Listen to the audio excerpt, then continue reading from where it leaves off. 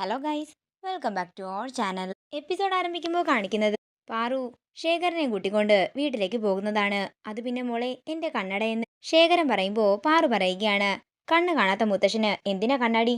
മുത്തശ്ശന്റെ കണ്ണായിട്ട് ഇനി എപ്പോഴും ഞാൻ കൂടെ തന്നെ ഉണ്ടാകും. പിന്നെ മുത്തശ്ശന് വേറെ ഒരു കണ്ണട ഞാൻ വാങ്ങിത്തരാൻ കേട്ടോ എന്ന് പറഞ്ഞ് പാറു ശേഖരനെയും കൊണ്ട് ഗായത്രി വില്ലയിലേക്ക് പോവുകയാണ്. പിന്നീട് കാണിക്കുന്നത് പല്ലവിയെയും വിപിനെയുമാണ്. പല്ലവിയോട് ജന്മദിനാശംസകൾ പറയാൻ വേണ്ടി വന്നിരിക്കുകയാണ് വിപിൻ. അതേസമയം സുരഭിയും സുരഭിയുടെ ചേട്ടനും കൂടി കേക്ക് കിട്ടിയില്ലെന്ന് പറഞ്ഞ് പകരം ഒരു ബണ്ണുമായിട്ട് വരികയാണ്. അങ്ങനെ പല്ലവി കേക്ക് മുറിക്കുന്നു. സോറി പല്ലവി, പെട്ടെന്ന് വന്നതുകൊണ്ട് എനിക്ക് ബർത്ത്ഡേക്ക് ഗിഫ്റ്റ് ഒന്നും കൊണ്ടുവരാനായില്ലെന്ന് വിപിൻ പറയുമ്പോൾ പല്ലവി പറയുകയാണ്, ഞാൻ എന്തെങ്കിലും സമ്മാനം പ്രതീക്ഷിച്ചായിരുന്നു, അതും വില കൂടിയത്. എങ്കിൽ നീ ഒരു കാര്യം ചെയ്, ഞാൻ നിനക്ക് കുറച്ച് കാശ് തരാം, നീ എന്താണെന്ന് വെച്ചാൽ വാങ്ങിക്കോളാൻ വിപിൻ പറയുമ്പോൾ പല്ലവി പറയുകയാണ്, അത് വേണ്ട, കഴിഞ്ഞ പ്രാവശ്യം സാറ് തന്ന പൈസയുടെ പേരിൽ തന്നെ വീട്ടിലെ ഭയങ്കര പ്രശ്നമായിരുന്നു. തുടർന്ന് സുരഭിയുടെ ചേട്ടൻ പറയുകയാണ്, സാറിന്റെ കയ്യിൽ ഉള്ള എന്തെങ്കിലും അവൾക്ക് ഗിഫ്റ്റായിട്ട് കൊടുത്താൽ മതി. ഇത് കേൾക്കുന്ന സുരഭി പറയുകയാണ്, സാറിന്റെ വാച്ച് കൊള്ളാലോ, ഇതതിന് പുതിയതല്ല പഴയതല്ലേ, പഴയതെങ്ങനെയാ പിറന്നാളുകാരിക്ക് ഗിഫ്റ്റ് കൊടുക്കുക എന്ന് വിപിൻ ചോദിക്കുമ്പോൾ സുരഭി പറയുകയാണ്, അതൊന്നും കുഴപ്പമില്ല, വിപിൻ സാറിന്റെ ഓർമ്മ ഇവൾക്ക് എപ്പോഴും ഉണ്ടാകുമല്ലോ.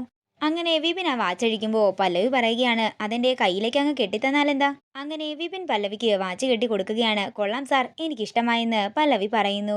അങ്ങനെ വിപിൻ അവിടെ നിന്ന് പോകുമ്പോൾ സന്തോഷത്തോടെ നിൽക്കുകയാണ് പല്ലവി.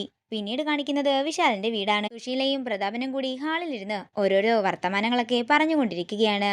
അതേസമയം പാറു ശേഖരനെയും കൊണ്ട് അകത്തേക്ക് കയറുകയാണ്. ശേഖരനെ കണ്ട് ഒരു ഞെട്ടലോടെ നിൽക്കുകയാണ് സുശീല.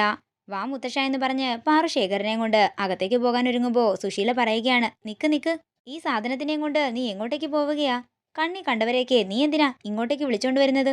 ഏതാ ഈ കണ്ണു കാണാത്ത ആള്? നിന്നോടാ ചോദിച്ചത്. അത് പിന്നെ റോഡി കണ്ടപ്പോ എനിക്കൊരു സാധുവായി തോന്നി. ഇദ്ദേഹത്തിന് സ്വന്തമെന്ന് പറയാൻ ആരുമില്ല, അതുകൊണ്ടാ ഞാൻ ഇദ്ദേഹത്തെ ഇങ്ങോട്ടേക്ക് കൂട്ടിക്കൊണ്ടു വന്നതെന്ന് പാറു പറയുമ്പോ പ്രതാപം പറയുകയാണ്, ഓ പുണ്യപ്രവൃത്തി. എടി പെണ്ണെ, ഈ നാട്ടിലെ തെണ്ടി തിരിഞ്ഞു നടക്കുന്ന കുറെ പേരുണ്ട്, നീ ഒരു കാര്യം ചെയ്, അവരെയൊക്കെ ഇങ്ങോട്ടേക്ക് കൂട്ടിക്കൊണ്ടുവാ. എന്നിട്ട് ഗായത്രി വില്ല എന്നുള്ള പേര് മാറ്റി ശരണാലയം എന്നാക്കാം. നീ എന്താടി കരുതിയത്? നിന്റെ തോന്നിവാസം ഇവിടെ കാണിക്കാമെന്നോ? ഇതേ ഒരു ലോഡ്ജല്ല, അന്തസ്സും ആഭിജാത്യവും ഉള്ളവര് താമസിക്കുന്ന ഒരു വീടാണ്. അതെങ്ങനെയാ പ്രതാപ ഇവൾക്ക് മനസ്സിലാകുന്നത്? തെണ്ടിക്കൂട്ടങ്ങളുടെ ഇടയിൽ നിന്നല്ലേ ഇവളും വന്നിരിക്കുന്നത്. അട്ടയെ പിടിച്ച് മെത്തയിൽ കിടത്തിയാൽ കിടക്കില്ലെന്ന് ചുമ്മാതാണോ പറയുന്നത്? ഒന്നും പറയണ്ട, വിശാലിനെ പറഞ്ഞാൽ മതിയല്ലോ എന്ന് സുശീല പറയുമ്പോ പ്രതാപം പറയുകയാണ്, നീയേ ഇയാളെ വിളിച്ചോണ്ട് പോകാൻ നോക്ക്. അപ്പോഴേ പറഞ്ഞതില്ലേ മോളെ പാർവതി, നീയല്ലേ പറഞ്ഞത് ഇവിടെ ഉള്ളവരെല്ലാം നല്ലവരാണെന്ന്. എല്ലാവരും പാർവതിയോട് ക്ഷമിക്കുക, യാത്ര പറയുന്നില്ലെന്ന് പറഞ്ഞ് ശേഖരൻ പോകാനൊരുങ്ങുമ്പോ പാറു പറയുകയാണ്, ഒരു മിനിറ്റ് നിൽക്കും മുത്തശ്ശ. പ്രതാപൻ സാറേ വയസ്സായ ഒരാളല്ലേ, അയാളോട് മര്യാദയ്ക്ക് സംസാരിച്ചൂടെ? ആദ്യമായിട്ട് കാണുന്ന ഒരാളോട് ഇങ്ങനെയൊന്നും സംസാരിക്കാൻ പാടില്ല. അപ്പച്ചി ഇദ്ദേഹത്തെ പറഞ്ഞു വിടല്ലേ, ഇദ്ദേഹം ഉദയനൂരമ്മയുടെ ഭക്തനാണെന്ന് സുശീലയോടും പാറു പറയുന്നു. ഓ, ഉദയനൂരമ്മയുടെ ഭക്തവത്സൻ, എന്നിട്ട് നീയും ഇയാളും കൂടി ഇവിടെന്താ ഭജനപ്പാട്ട് നടത്താൻ പോവുകയാണോ എന്ന് ഷീല ചോദിക്കുന്നു. പിന്നെ മര്യാദയ്ക്ക് ഇയാൾ ഇവിടെ നിന്ന് പറഞ്ഞു വിടുന്നതാ നിനക്ക് നല്ലത് എന്ന് പ്രതാപം പറയുകയാണ്. ഇയാളെ കണ്ടാലേ അറിയാം കള്ളനാണെന്ന്. നല്ല തണ്ടും തടിയും ഉണ്ടല്ലോ, പോയി വല്ലോ കൂലി വിലയും എടുത്ത് ജീവിക്കാൻ നോക്കാൻ പ്രതാപം പറയുന്നു. സാർ, ആദ്യ നോട്ടത്തിൽ തന്നെ ആരെയും വിലയിരുത്തരുത്. ലക്ഷ്യമില്ലാതെ കണ്ണു കാണാതെ നടക്കുന്ന ഒരു സഞ്ചാരി മാത്രമാണ് ഞാൻ. മനുഷ്യരോട് കാണിക്കേണ്ട ചില മര്യാദകളുണ്ട്, അത് മനസ്സിലാക്കണമെന്നും ശേഖരം പറയുന്നു. അയാള് പറയുന്ന കേട്ടില്ലേ സുശീലേച്ചി, ഞാൻ അയാളോട് മര്യാദ കാണിക്കണമെന്ന്. അതേസമയം പ്രഭാവതിയും വിശാലും കൂടി അങ്ങോട്ടേക്ക് വരികയാണ്. എന്ന് ഇറങ്ങിപ്പോകാൻ നോക്കെന്ന് പ്രതാപം പറയുമ്പോ പാറു പറയുകയാണ്, കുറച്ച് മാന്യതയോടെ സംസാരിക്കണം. എന്താ പ്രതാപ ഇവിടെയെന്ന് പ്രഭാവതി ചോദിക്കുമ്പോ കണ്ണു കാണാത്ത ഏതോ ഒരുത്തനെയും കൂട്ടിക്കൊണ്ട് ഇവള് വന്നിരിക്കുകയാണെന്ന് പ്രതാപം പറയുന്നു. പാർവതി, അങ്കിള് പറഞ്ഞത് ശരിയാണോ? ആരാണ് ഇദ്ദേഹം? നിനക്ക് പരിചയമുള്ള ആരെങ്കിലുമാണോ? ഇദ്ദേഹത്തെ കൂട്ടിക്കൊണ്ടുവരാനാണോ നീ പുറത്തേക്ക് പോയത്? അല്ല വിശാൽ സാർ, എനിക്ക് ഇദ്ദേഹത്തെ നേരിട്ട് പരിചയമൊന്നുമില്ല. ഞാൻ ഇദ്ദേഹത്തെ ഒരു അപകടത്തിൽ നിന്നും രക്ഷിച്ചതാണ്. അങ്ങനെ പരിചയപ്പെട്ടപ്പോ ആരുമില്ലാത്ത ഒരു നല്ല മനുഷ്യനാണെന്ന് എനിക്ക് തോന്നി, അതാ ഞാൻ ഇങ്ങോട്ടേക്ക് കൂട്ടിക്കൊണ്ടുവന്നത്. കേൾക്കുന്ന പ്രഭാവതി ദേഷ്യത്തോടെ പറയുകയാണ്, അലഞ്ഞു തിരിഞ്ഞു നടക്കുന്ന തെണ്ടികളെ കൊണ്ടുവരാനേ ഇത് സത്രമല്ല.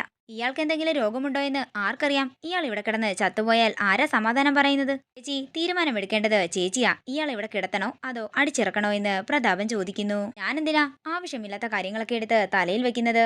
പാർവതിയല്ലേ ഇയാളെ ഇങ്ങോട്ടേക്ക് കൂട്ടിക്കൊണ്ടുവന്നത്, കൊണ്ട് തീരുമാനമെടുക്കേണ്ടത് വിശാലാണെന്ന് പ്രഭാവതി പറയുമ്പോ ഗാർഗി ചോദിക്കുകയാണ്, എന്തിന്? വിശാൽ ബ്രോയും പാർവതിയും തമ്മിൽ ഒരു ബന്ധവുമില്ലെന്നല്ലേ നിങ്ങളെല്ലാം പറയുന്നത്? ഇത് കേൾക്കുന്ന പാറു പറയുകയാണ്, അമ്മ പറഞ്ഞതാ ശരി, ഈ കാര്യത്തില് വിശാൽ സാറിന്റെ തീരുമാനം അതാണ് എനിക്കറിയേണ്ടത്. തുടർന്ന് സുശീല പറയുകയാണ്, വിഷ്, നീ എന്താണെങ്കിലും മോശം തീരുമാനം എടുക്കില്ലെന്ന് എനിക്കറിയാം. ഇയാൾ ഇവിടെ ഇറക്കി വിട്ടിട്ട് എത്രയും പെട്ടെന്ന് ഇവിടെ സാനിറ്റൈസർ സ്പ്രേ ചെയ്യണം, അതാ ചെയ്യേണ്ടത്. എന്തിനാ ഇങ്ങനെ മോശം രീതിയിൽ സംസാരിക്കുന്നതെന്ന് വിശാല് സുശീലയോട് ചോദിക്കുന്നു. തുടർന്ന് പാറു പറയുകയാണ്, വിശാൽ സാർ, ഗായത്രിയമ്മ ഉള്ളപ്പോൾ ഒരുപാട് ജീവകാരുണ്യ പ്രവർത്തനങ്ങൾ ചെയ്തിട്ടുള്ളതായി ഞാൻ കേട്ടിട്ടുണ്ട്. അതുപോലെയല്ലേ ഇതും? തുടർന്ന് വിശാല് പറയുകയാണ്, എല്ലാവരും ഒന്ന് നിർത്തിക്കേ. എന്താണെങ്കിലും ഇദ്ദേഹം കുറച്ചുനാള് ഇവിടെ തന്നെ താമസിക്കും. വിശാലിന്റെ അഭിപ്രായം അങ്ങനെയാണെങ്കിൽ അങ്ങനെ തന്നെ നടക്കട്ടെ. എന്താണെങ്കിലും ഗോപിയേട്ടനെ നോക്കാൻ ഒരാളിന്റെ ആവശ്യമുണ്ടായിരുന്നു. ഞാൻ കൊണ്ടുവരുന്ന ഹോം നഴ്സിനെ ഒന്നും നിങ്ങൾക്കാർക്കും വിശ്വാസമില്ലാത്ത സ്ഥിതിക്ക് ഇയാള് ഗോപിയേട്ടനെ നോക്കാൻ ഇവിടെ നിൽക്കട്ടെ.